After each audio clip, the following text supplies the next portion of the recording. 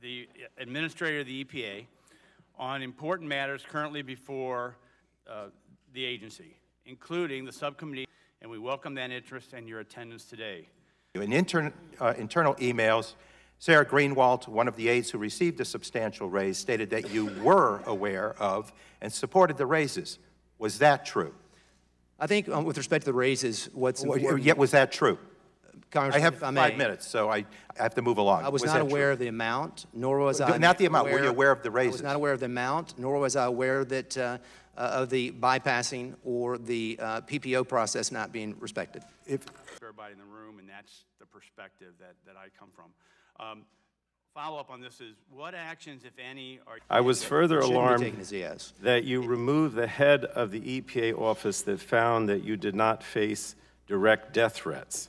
Has it always been your practice to fire people who disagree with you? I mean, Mr. Congressman, the Inspector General himself has noted that the threats you're against not me are answering yes or no, unprecedented so with respect again, to the quantity and the type of threats, and is on the record saying so. Okay.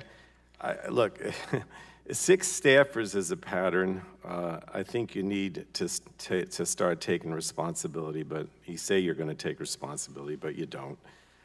The hypocrisies that would exist in the system you defined. This is actually It is no secret that there have been many stories in the press about the management and operations of the agency and your dealings with potentially regulated sectors. I consider much of this narrative to be a distraction, but one this committee cannot ignore. How does that address that issue? Are we going to get science that everybody gets a chance to... Now it's come out that your head of security, who was promoted to that role after you fired his predecessor for questioning your security spending, did outside investigative work during the 2016 presidential election for American Media Incorporated, the publisher of National Enquirer. That includes the period when AMI purchased and killed a story about President Trump having an affair with a playmate. Do you think that that outside work at least creates the appearance of a lack of bias?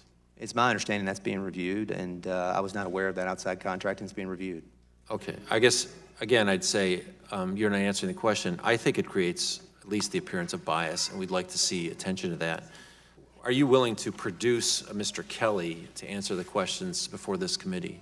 I'm not standing in the way of Mr. Kelly providing information to this committee or any other committee, and that's a decision that he can make and provide that information. In the interest of transparency, would you be willing to direct him to come and answer those questions? I don't know if I have that authority. I would encourage him to do so. If you have that authority, would you be willing to exercise it? I would encourage him to do so. I'll take that as a no. I'll yield back.